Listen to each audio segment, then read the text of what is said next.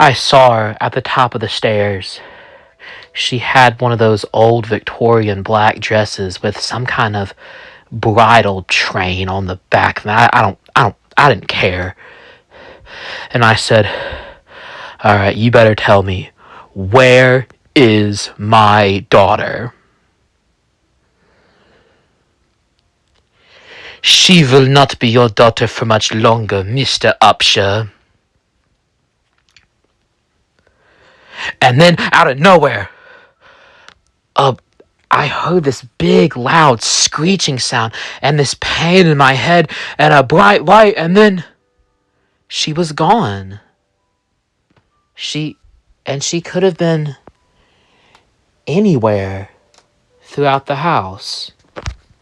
And it was a relatively big house. It wasn't like a manor or anything like that, but, well, it was a manor, it just wasn't a big mansion or anything like that, but it,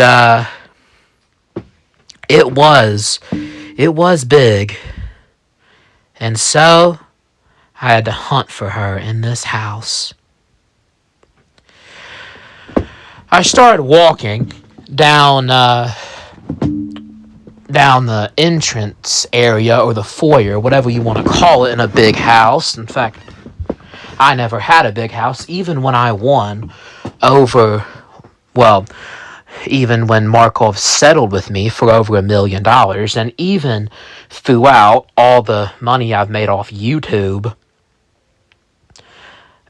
I didn't buy me a house that big. I think about a few hundred square feet is a good enough house for me. And also, my house is paid off. Not to brag or nothing, but anyway, you see, I went through this on the side area of the place where you enter, and it was a nice little living room with an old-fashioned couch and a nice love seat.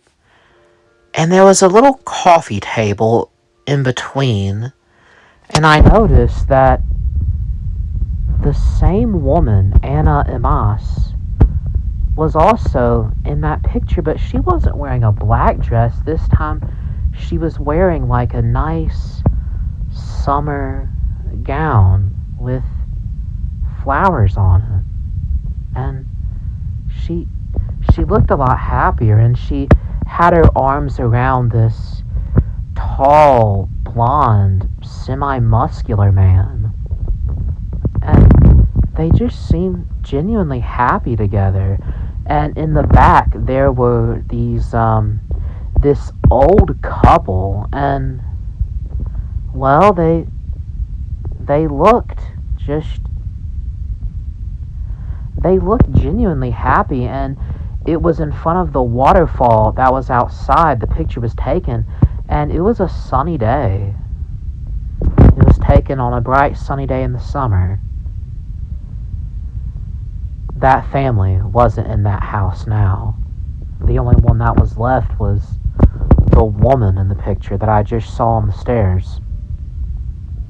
And I noticed in that little living room, they had an old TV, and they had a nice window overlooking the waterfall and the mountain.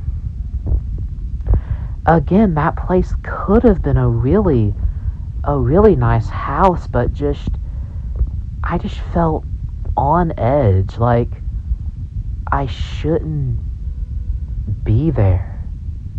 The whole time I was there, I just felt like I shouldn't have been there. And so I walked into the kitchen, and I noticed that it was a rather big kitchen. It had a big sink, and it had a big pantry full of all different kinds of things. And yeah, it also had like all kinds of fresh spices like garlic and herbs hanging near the sink, and they had some freshly salted meat, and yeah, it looked like a really nice kitchen. And I also noticed a picture there of a picture there of the older woman from the photo, what's presumably Anna Amas's mother, and Anna Amas in the kitchen cooking together. Man, they must have really liked cooking. And the room adjacent to that was this big dining room, and it had a long rectangular dining table, and it looked like it was really real. It looked like it was meant to hold more than 8 people. They enjoyed having guests over. That was nice. But the seats and the white tablecloth were just so dusty. No one had sat there in ages.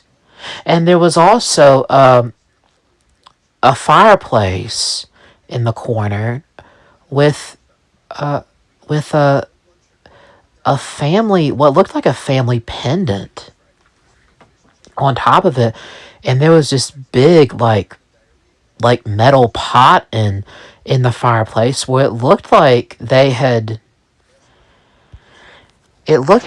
just cooked something, and it smelled like they had cooked some chocolate together once, like they made hot chocolate for each other.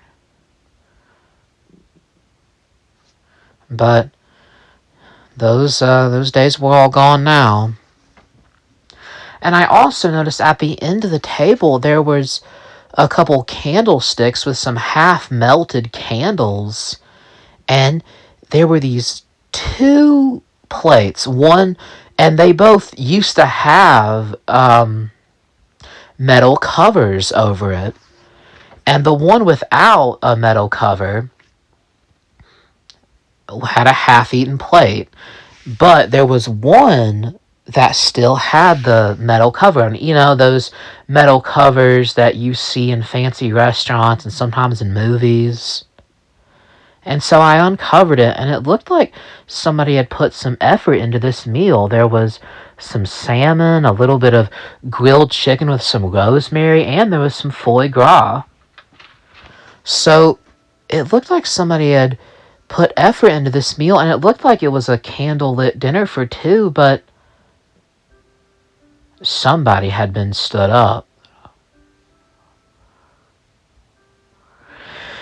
And I looked out. There was a door in the dining room that led to this big backyard area, and I noticed that there was a nice bird bath outside. There was a pond, and there was also a walking trail, and there was also a little pool with a pool deck. And I thought, wow, if it wasn't for all the fog and the uneasy feeling, this could be a really nice place to live.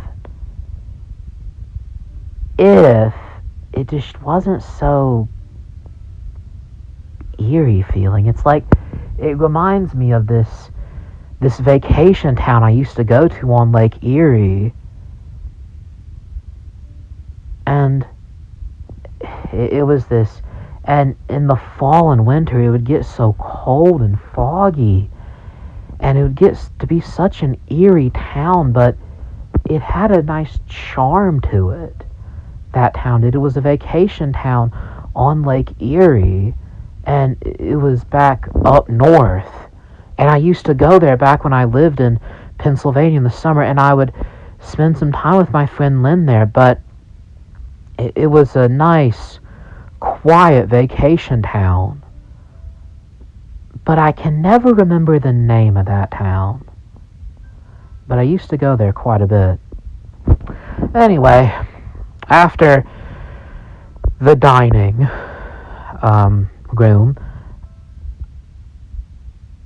I walked down this other hallway that had a few rooms in it, like a closet, but I didn't go in there. But on the wall, I noticed that there was another picture of Anna Emas. But this time, she was wearing a white dress, and she was pregnant. But throughout that house, I never saw not one picture of a baby. Wow. Yeah, I think I know where this is going.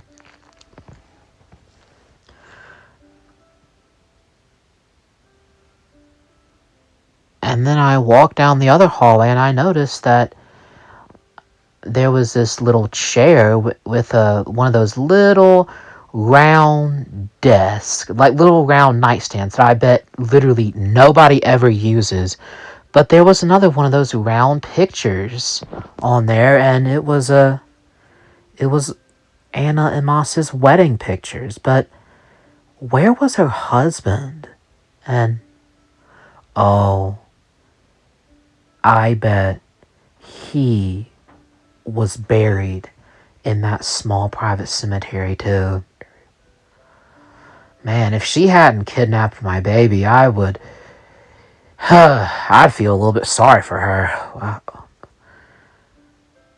And then that was almost everything on the first floor.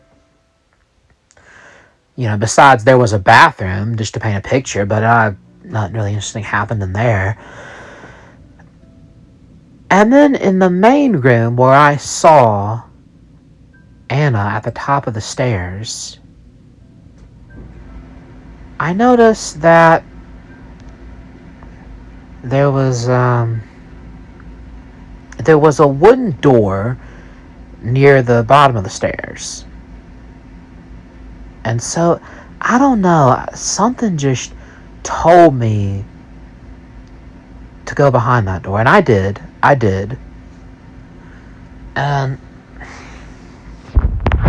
so I did. And then I noticed that it was all dark behind that door. So I turned on my flashlight and I walked down the stairs. And then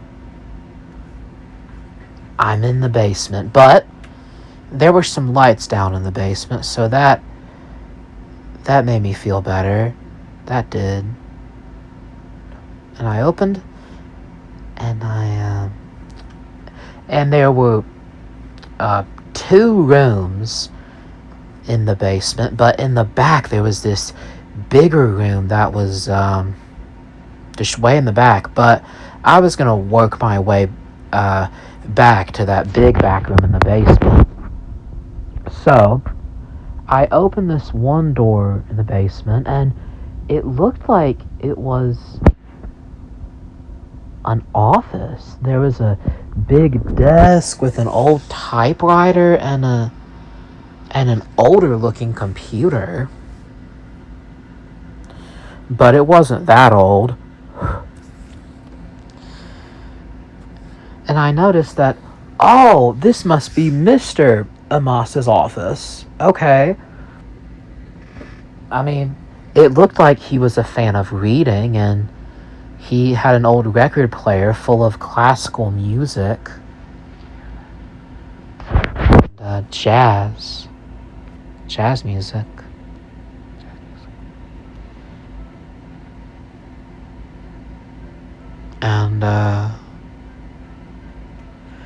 And yeah. Also, on his desk, I noticed that there were quite a few old cigars and brandy and bourbon. Okay, so the guy liked to smoke and drink. I mean, I don't judge. But also, on this his desk, there was a brown file, like a light brown file that said Todd, like TOD. And I found out later that Todd is German for death. So I opened up the file, and I saw in German what appeared to be a certificate of death. And then I opened up this old guy's computer because, well, I found out later that the guy's dead. He's buried in the private cemetery I saw in the woods. And also, he was an older gentleman, so he didn't really invest in any cybersecurity. And he lives in a spooky house in the woods. Who's gonna hack his computer besides me? So I go on his computer, and it took a minute, and I went on to Google, because he surprisingly had Google on his computer, because the guy, he had only died a couple years before. And so I open up Google Translate, and I translated the first document, and it said certificate of death, Claire Amos. And I remembered, oh, that was the baby in the cemetery that died. And it said cause of death, respiratory failure. And I just thought, oh my God, I'm so sorry to this family. And then I flipped to the other page that was in this file, and well, it started off with the word that I became so familiar in German, and that was "Es tut mir leid." Es tut mir leid. I'm sorry in German. Es tut mir leid. Yep, and it basically said, I'm sorry, but there's nothing we can do for your wife anymore besides give her pain medications and make sure her last few months are bearable. Damn, I'm sorry, dude. And I also noticed that there was another letter from his doctor. Basically, I had to translate this into Google Translate too, and yeah, there were a few mistakes, but it got the job done pretty quick. It basically said, Mr. Amos, if you don't stop drinking and smoking, you will die of liver and or heart failure. And that's basically what it said. Like, if I'm allowed to skip the theatrics. And I was like, okay, this room, it's making me just too damn sad. And so I went to the room on the other side of the hallway, and it looked like it was a guest bedroom.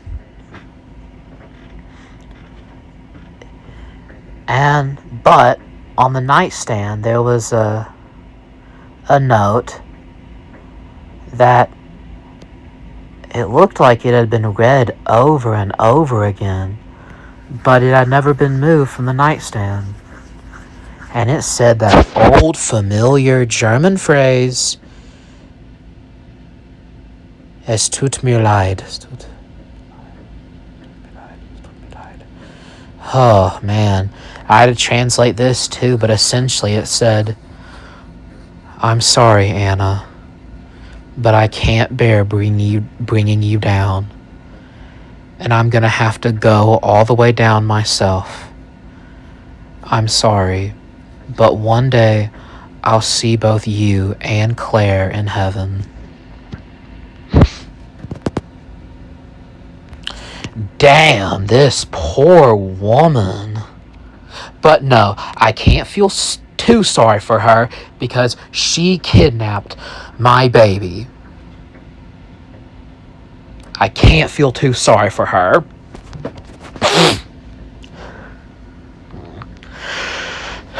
So, I walked to the end of that hallway to get into the big room all the way at the end of the basement.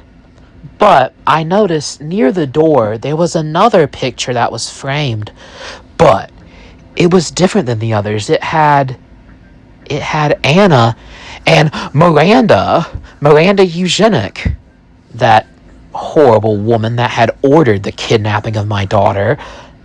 But it was strange. They were holding each other in a strange way, almost as if they were about to kiss. Could they be dating?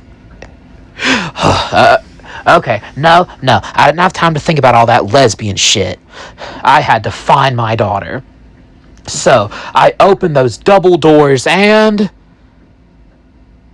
it was what appeared to be an old Frankenstein style lab.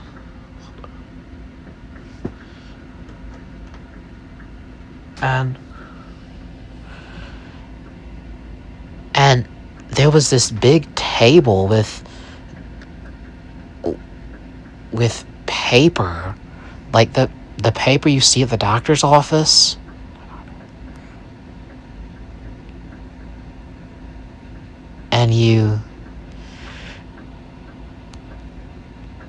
And there was I thought it was a real woman at first, but it was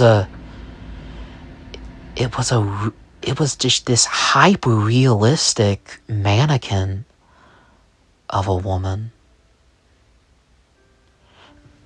And and it had a detachable belly too, where it looked like it was a detachable uterus. What? And then I noticed that there was a sink to this lab, and besides the sink, there were these chemicals that looked an awful lot like the serum that Dr. Eugenic had injected in me almost 8 years before. And beside that, there was a little letter, and it said, "Dear Anna, I hope you don't mind me speaking in English, since I was born and raised in America. I've noticed that this serum has given you the extraordinary ability to enter people's minds and control their thoughts. But I must ask, have you done that to me yet? Signed, Miranda." Okay, that was creepy. And then out of nowhere, I hear a faint little crying sound, and then I hear laughing right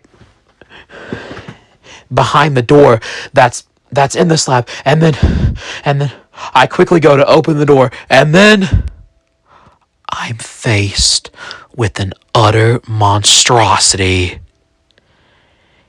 It had a large, bulbous head, but with a wide, long, black hole of a mouth, and it had dark eyes, and it had little T-Rex arms and praying mantis legs.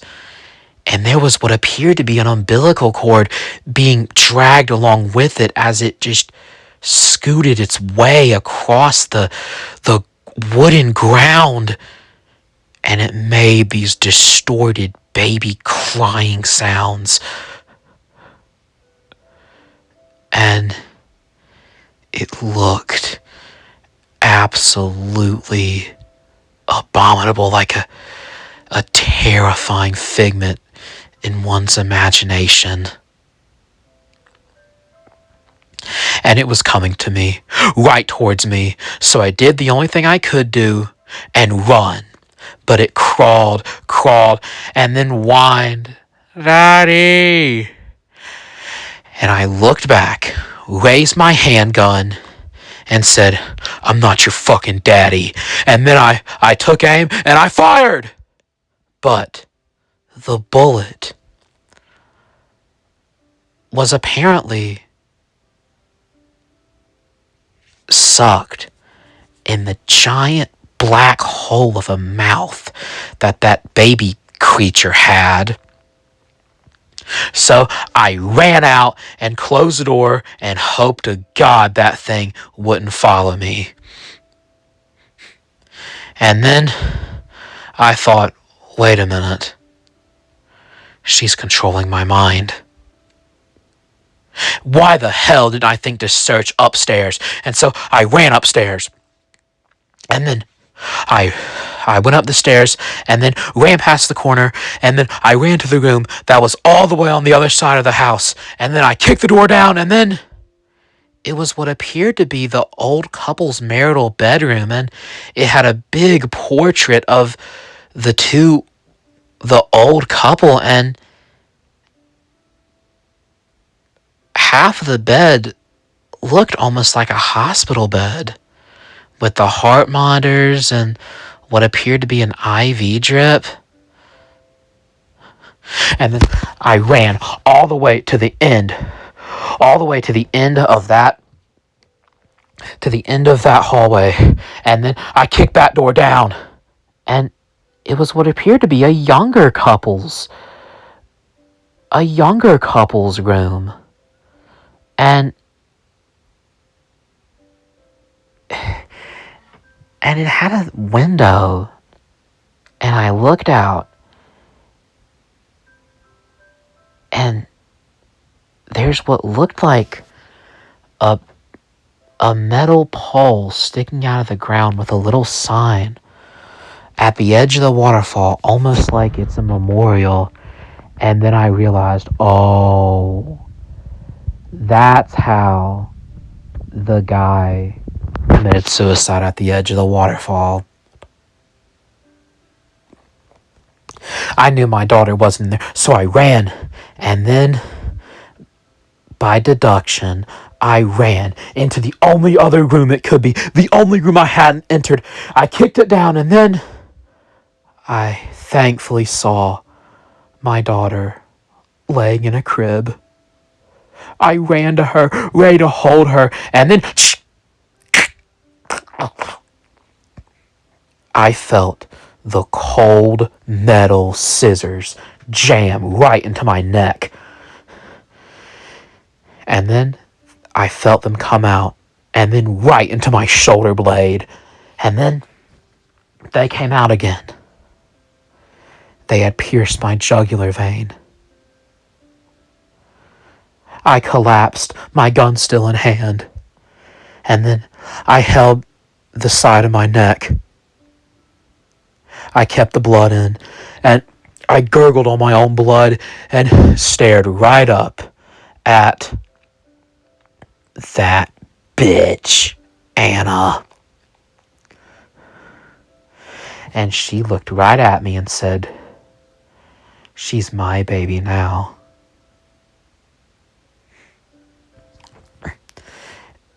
And then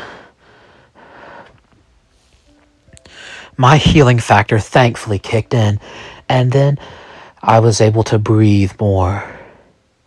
And then I slowly felt back to normal, and I felt the hole in my neck close. And then she looked confused and horrified.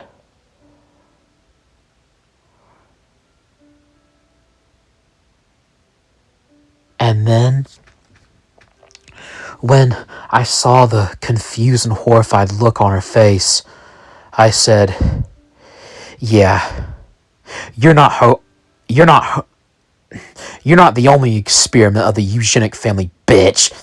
It took me a minute to come up with that one-liner, and then I shot her right in the head, so she couldn't get in there anymore.